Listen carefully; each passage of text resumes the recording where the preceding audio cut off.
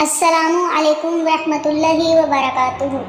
دوستو، آج کی اس ویڈیو میں ہم حضرت امام حسین اور سفید کبوتر کا واقعہ آپ کو سنانے والے ہیں، جس کو سن کر آپ کی آنکھوں میں آنسو آ جائیں گے۔ اس ویڈیو کو پورا ضرور دیکھیے گا، یقیناً یہ ویڈیو آپ کی دلچسپی کا باعث ہوگی۔ 61 ہجری 10 محرم کے دن کربلا کے میدان میں جب حضرت امام حسین کا سر مبارک تن سے جدا کر دیا گیا، جب آپ کو شہید کر دیا گیا، تو فوج یزید نے رسول اللہ کی نواسیوں کو قید کر دیا اور امام حسین اور ان کے ساتھیوں کو بے غور و کفن زمین کربلا میں چھوڑ کر کوفہ اور شام کی طرف روانہ ہو گئے۔ تو یوں رسول اللہ کا نواسہ زمین کربلا میں بے غور و کفن پڑا رہا۔ اتنے میں پورے آسمان پر اندھیرا چھا گیا۔ لوگ سوچنے لگے کہ شاید رات ہو چکی ہے۔ آسمان میں تارے آپس میں ٹکرانے لگے۔ کہا جاتا ہے کہ اس وقت آسمان سے خون کی بارش ہوئی تھی، یعنی حضرت امام حسین کے غم میں آسمان بھی خون کے آنسو رو رہا تھا۔ 61 ہجری 10 محرم کی شام کو ایک سفید کبوتر کربلا کے میدان کے اوپر سے گزر رہا تھا۔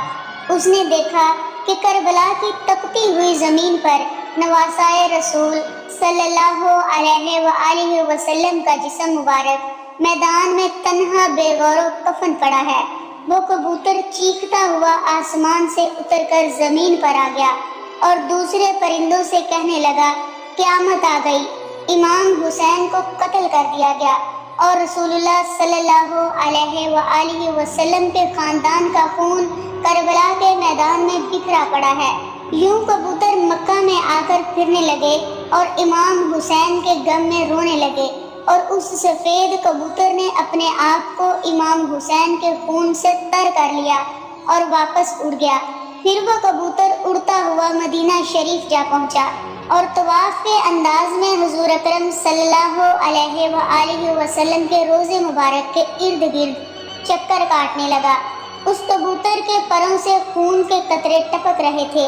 مدینہ کے لوگوں نے جب اس کبوتر کا حال دیکھا تو وہ حیران و پریشان ہو گئے اور آپس میں باتیں کرنے لگے کہ آخر یہ معاملہ کیا ہے۔ اس کے بعد جب مدینہ کے لوگوں کو حضرت امام حسین کی شہادت کی خبر ملی تو ان لوگوں کو سمجھ آ گیا کہ یہ سب پہلے ظاہری طور پر حضرت امام حسین کی شہادت کی خبر روضہ رسول پر پہنچانے کے لیے یہ سفید کبوتر حاضر ہوا ہے۔ اس لیے بزرگوں نے ارشاد فرمایا کہ دنیا میں جو سفید کبوتر ہے وہ اسی کبوتر کی نسل سے ہے۔ اسی لیے اللہ پاک نے ان سفید کبوتروں میں شفا اور برکت رکھی ہے۔ دوستو، تاریخ میں لکھا ہے کہ مدینہ کے باہر ایک سیام نام کا یہودی رہتا تھا۔ اس کی ایک لڑکی تھی جو ظاہری شکل و صورت میں بہت خوبصورت تھی، مگر اس کو اچانک کوڑ کا مرض ہو گیا، جس سے اس کے ہاتھ پیر اور آنکھوں نے کام کرنا بند کر دیا اور نابینا ہو گئی۔ اس لڑکی کی حالت دیکھ کر اس کے محلے اور آس پڑوس کے لوگ اس لڑکی کو شدید نفرت کی نگاہوں سے دیکھنے لگے کہ یہ مرض اس لڑکی سے ہمیں بھی نہ لگ جائے۔ جب اس یہودی نے دیکھا کہ سب لوگ اس کی بیٹی کو نفرت کی نگاہ سے دیکھتے ہیں تو وہ یہودی تنگ آ کر اپنی اس بیٹی کو لے کر اپنے گاؤں سے نکل گیا اور دور جا کر ایک باغ میں رہنے لگا۔ اب وہ یہودی دن بھر شہر میں کام کرتا اور شام کو وہ اپنی بیٹی کے پاس آ جاتا۔ ایک دن اتفاق سے ایسا ہوا کہ وہ یہودی اپنے کام میں اتنا زیادہ مصروف ہو گیا کہ وہ شام کو اپنی بیٹی کے پاس نہ آ سکا۔ جب اس نابینا لڑکی کا باپ شام کو اس کے پاس نہ پہنچا تو لڑکی گرتے پڑتے ایک درخت کے نیچے جا پہنچی اور رونے لگی۔ اس لڑکی نے اس درخت کے نیچے پوری رات گزار دی۔ جب صبح ہوئی تو اس لڑکی نے محسوس کیا کہ اس کے قریب ہی ایک دوسرے درخت پر اوپر پرندے کی چیخ بھری آواز آ رہی ہے۔ اس آواز میں اتنا زیادہ دم تھا کہ وہ لڑکی اپنے آپ کو روک نہیں پائی اور گرتے پڑتے اس درخت کے پاس پہنچ گئی۔ حالانکہ وہ لڑکی دیکھ نہیں سکتی تھی، لیکن پھر بھی سر اوپر کر کے اس پرندے کو دیکھنے کی کوشش کر رہی تھی کہ اتنے میں اس کبوتر کے پر سے خون کا ایک قطرہ اس لڑکی کی دائیں آنکھ میں جا گرا۔ خون کا گرنا ہی تھا کہ امام حسین کے خون کی برکت کی وجہ سے اس لڑکی کی آنکھ صحیح ہو گئی، اس میں روشنی آ گئی، وہ لڑکی اس آنکھ سے دیکھنے لگی، پھر خون کا ایک قطرہ اس کی بائیں آنکھ میں گر گیا، خون کی برکت سے اس کی دوسری آنکھ بھی روشن ہو گئی۔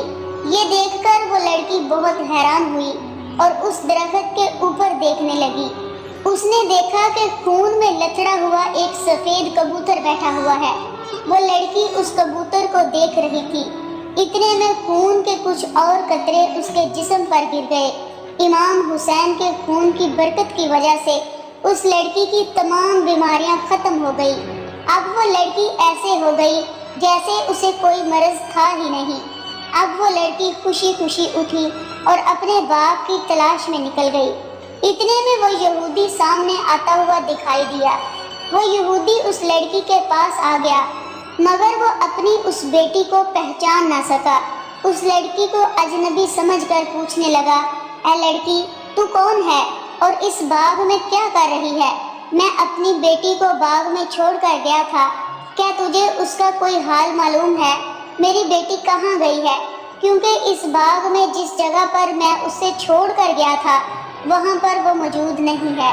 لڑکی یہ سن کر خوشی سے رونے لگی اور کہنے لگی کہ بابا، کیا آپ نے مجھے نہیں پہچانا؟ میں وہی آپ کی بیمار بیٹی ہوں جس کو آپ اس باغ میں چھوڑ کر گئے تھے۔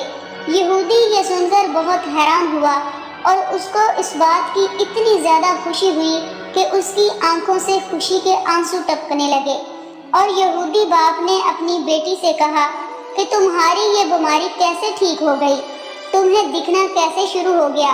اس لڑکی نے اپنا سارا واقعہ سنا دیا اور اپنے باپ کو اسی درخت کے نیچے لے گئی جو کبوتر امام حسین کے خون سے لتڑا ہوا تھا۔ ابھی بھی وہ اس درخت کے اوپر بیٹھا ہوا تھا اور روتے ہوئے دردناک آواز نکال رہا تھا۔ یہودی نے اس کبوتر کی جانب مخاطب ہو کر کہا کہ اے مبارک پرندے، تیری اس دردناک آواز کے پیچھے کیا درد ہے؟ اور تیرے پروں سے ٹپکنے والا مبارک خون کس کا ہے جس میں اللہ نے اتنی برکت رکھی ہے؟ خیر، جیسے تیسے اس یہودی نے اس پرندے کے بارے میں معلومات حاصل کر لی۔ جب اس یہودی کو پتہ چلا کہ یہ جو کبوتر کے اوپر خون لگا ہوا ہے یہ امام حسین کا خون ہے اور اسی خون کے ذریعے سے میری بیٹی ٹھیک ہوئی ہے، اس کو دکھنا شروع ہو گیا ہے اور اس کا کوڑ کا مرض بھی ٹھیک ہو گیا ہے۔ یہودی کہنے لگا، اگر حسین کے نانا حق پر نہ ہوتے، اگر نواسہ رسول حق پر نہ ہوتے تو آپ کے خون کے قطروں میں ایسی خیر و برکت کا ظہور پیدا نہ ہوتا اور میری یہ اپاہج لڑکی کو شفا نہ ملتی۔ اس کے بعد وہ یہودی اپنی اس بیٹی کے ساتھ وہیں پر کلمہ پڑھ کر مسلمان ہو گیا، اور پھر جب بھی کوئی اسلام قبول کرنے کی وجہ پوچھتا تو وہ اس واقعہ کو پورا تفصیل کے ساتھ بیان کرتا۔ سلام ہو رسول اللہ کے خاندان پر، سلام ہو اس ناحق خون پر جو اسلام کی بقا کے لیے زمین کربلا پر بہتا رہا۔